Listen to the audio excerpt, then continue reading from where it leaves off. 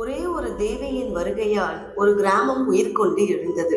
அந்த ஊருக்கு மீண்டும் நம்பிக்கை ஏற்பட்டது. இது திருப்புகலூரின் சாதாரண வரலாறு இல்லை. ஒரு காலம் அந்த ஊர் மக்கள் அமைதி இல்லாத நிலையில தான் இருந்தாங்க.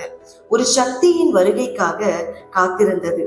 அந்த ஏக்கத்துக்கு முடிவாய் பத்திரகாளியம்மன் வந்தார்.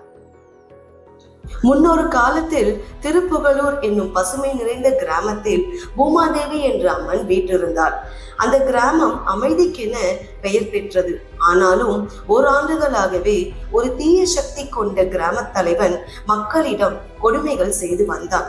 ஒரு நாள் அந்த தீயவன் கோவிலுக்குள் நுழைந்தான்.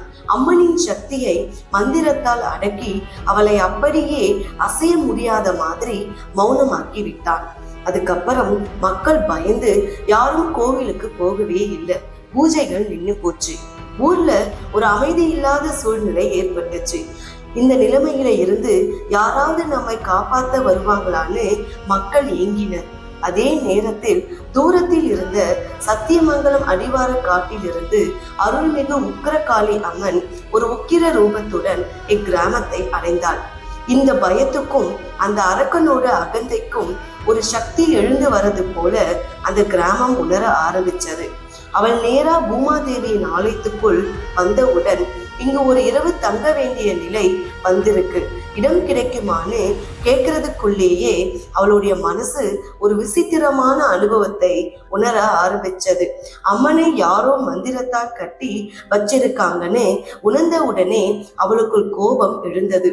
அந்த இரவு முழுவதும் அவள் உக்கிரமாக நடனம் ஆடினாள். அவளுடைய ஒவ்வொரு அடியிலும் வானமே சுழன்ற மாதிரி அந்த ஊருக்குள் ஒரு பயங்கர ஆற்றல் பரவினது. அந்த நடனத்தின் ஆற்றலால் அந்த தீய கிராம தலைவன் உடல் தாங்காமல் பொடியாகி அழிந்தான். ஒரே கணத்தில் அவன் கட்டி வைத்திருந்த மந்திரங்கள் தகர்ந்தன. அம்மன் பூமாதேவி சிலை உயிர் பெற்று மீண்டும் ஒளிர ஆரம்பிச்சது.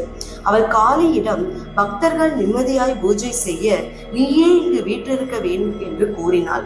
அந்த தருணத்தில் அருள்மிகு காளியம்மன் பூமாதேவியின் வேண்டுகோளை ஏற்றுக்கொண்டாள்.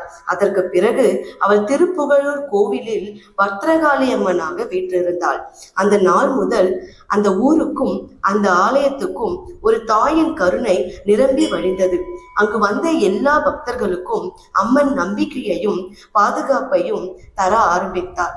இன்றும் அந்த கோயிலில் செவ்வாய்க்கிழமைகளில் மட்டும் மூலவர் தரிசனம் நடைபெறுகிறது. ஏனெனில் அதே நாளில் பத்திரகாளியம்மன் இந்த நிலத்தில் தனது தெய்வீக பாதம் பதித்தாள்.